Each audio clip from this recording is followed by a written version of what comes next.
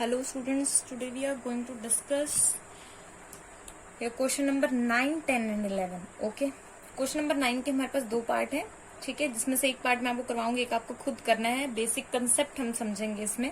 In a triangle ABC right angle at B. सबसे पहले एक ट्राइंगल ड्रॉ कर लीजिए. This one is your triangle, okay, and it is right angle at B.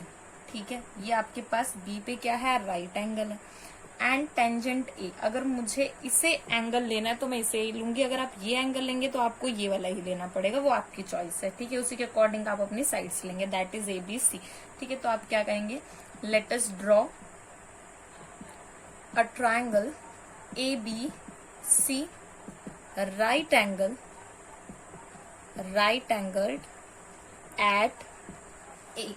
Eight B. B पे आपको given है. ठीक है, and tangent A is 1/√3. And you know that tangent A आपके पास क्या होता है, परपेंडिकुलर बाय बेस. ठीक है, तो यहां से P is equals to 1 and B is equals to √3 आ गया. It means this one is your √3 and this one is 1. Now applying Pythagoras. ठीक है, आप क्या करेंगे, पाइथागोरस को अप्लाई करेंगे on triangle A B C के ऊपर. तो यहां से आपका ए सी स्क्वायर क्या हो जाएगा, A B square plus B C square which is equal to √3 square plus 1 square which is 3 + 1. It means जो आपका ए सी स्क्वायर है वो कितना आ जाएगा, 4. ठीक है, एंड ए सी कितना आएगा, +-2, और वी कैन से ओनली 2 लिखिए because side can not be negative. +-2 लिखेंगे तो आप एक्सप्लेन करना पड़ेगा कि साइड आपकी नेगेटिव नहीं होती है. It means this one is 2. ठीक है, ये आपका एंगल सी है. ठीक है, नाउ कैलकुलेटिंग. अब हम क्या करते हैं, सारी की सारी चीजें जो हैं वो कैलकुलेट कर लेते हैं. ठीक है, एक मिनट रुकिए जरा, हम दोबारा से अब इसको करते हैं. यहां तक करने के बाद ये आपको निकालना है. ठीक है, उसके बाद नाउ कैलकुलेटिंग साइन ए. अब साइन ए हम निकालते हैं. This one is your A. Sine A हमारे पास क्या होता है, ये आपका परपेंडिकुलर है, इसके लिए साइड अपोजिट अपॉन हाइपोटेनस, तो ये हो जाएगा 1/2. आफ्टर दैट साइन सी. अब साइन सी यानी ये एंगल आपको यहां से देखना है, इसके अपोजिट साइड कौन सी आपकी, √3, और आपके पास इसके लिए hypotenuse 2. After that cos A. अब कॉस ए क्या होती है, साइड एडजेसेंट. ठीक है, divide by your hypotenuse which is 2 and cos C. This one is your C, side adjacent divide by hypotenuse यानी कि 2. ठीक है, एंगल के हिसाब से आप उसकी साइड एडजेसेंट देखेंगे. ये बात आपको ध्यान रखनी है कि कौन सा एंगल आप ले रहे हैं उसके अकॉर्डिंग आपको साइड एडजेसेंट देखनी है. ठीक है, पुट इन फर्स्ट, जो आपका फर्स्ट क्वेश्चन है वो है sign A cos C plus cos A sine सी. ठीक है, ये है आपके पास. अब वैल्यू पुट कर दीजिए. Sine A that is your 1/2, cos C again 1/2 plus cos A √3/2 and sine C which is again √3/2.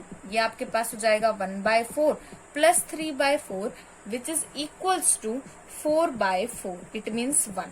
तो यानी कि आपके पास यहां से आ गया sine A cos C plus cos A sine C is 1. इसकी वैल्यू क्या आ गई, 1. ठीक है, सिमिलरली आप यही वैल्यूज देखिए, यहाँ पे cos A cos C sign A sign से पूछा हुआ, इसके अंदर पुट करेंगे. सारी वैल्यूज ऑलरेडी मैं निकाल चुकी हूँ. ठीक है, आपको सिर्फ वैल्यू पुट करनी है और इसका आंसर निकालना है. After that let us discuss your question number 10. So question number 10 में आपको क्या बोला गया है, in triangle PQR right angle at Q. ठीक है, तो सबसे पहले आप क्या लिखेंगे, let us draw triangle PQR right angled at Q.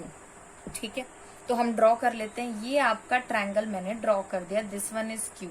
आपको निकालने हैं sine P cos P tangent P के एंगल. तो बेटर ये रहेगा मैं इसे P ले लूं. अगर मैं इसे P लेती हूँ तो ऑब्वियसली मुझे यहां से एंगल को देखना पड़ेगा इस डायरेक्शन से, तो इसे P ले लेते हैं. And this one is your R. ठीक है, तो ये आपके पास R हो जाएगा.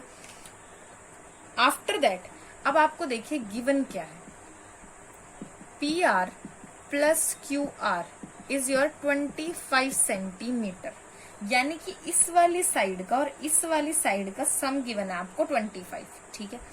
एंड उसके अलावा पी क्यू आपको 5 सेंटीमीटर गिवन है, तो यहाँ लिख दीजिए ये आपकी 5 है, this one is 5, okay.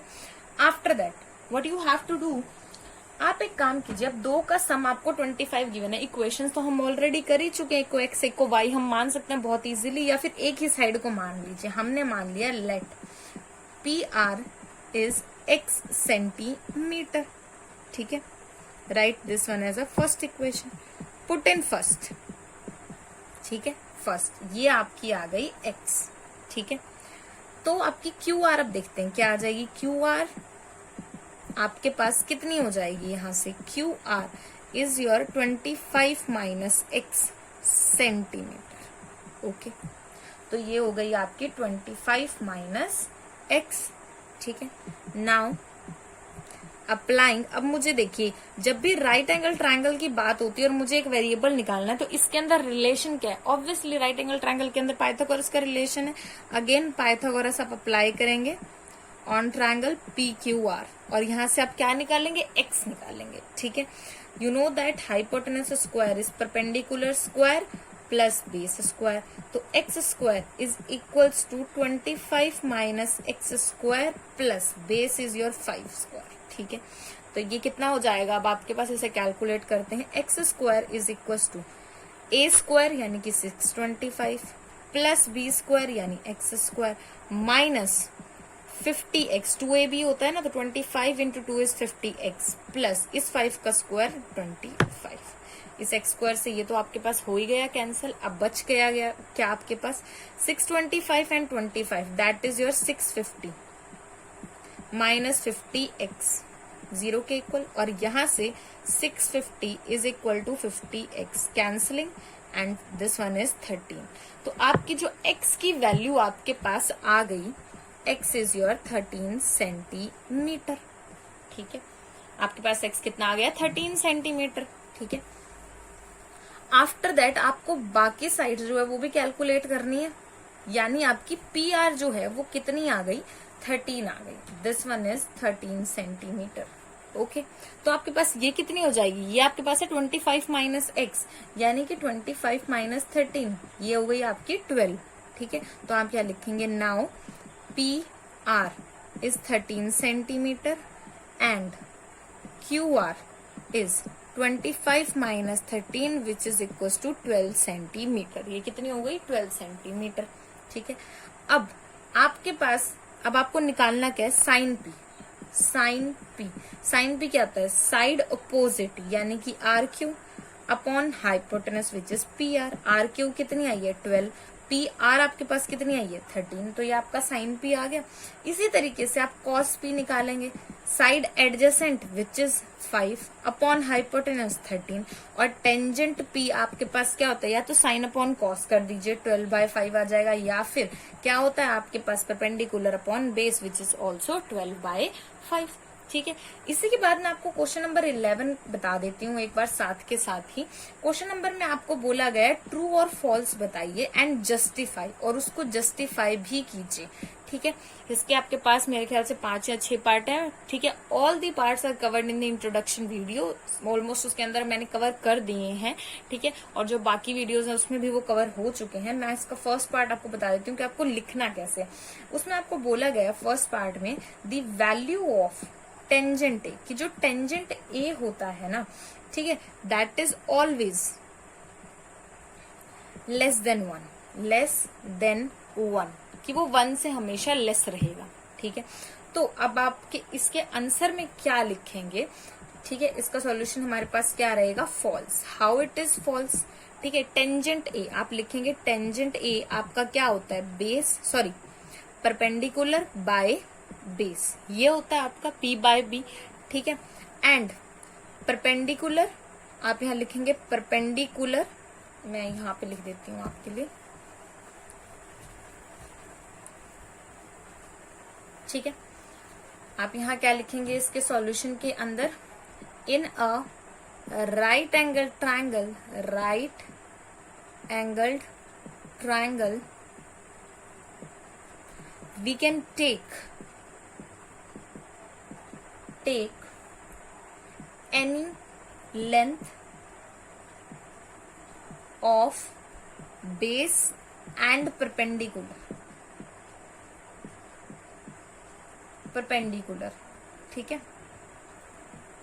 So it is not necessary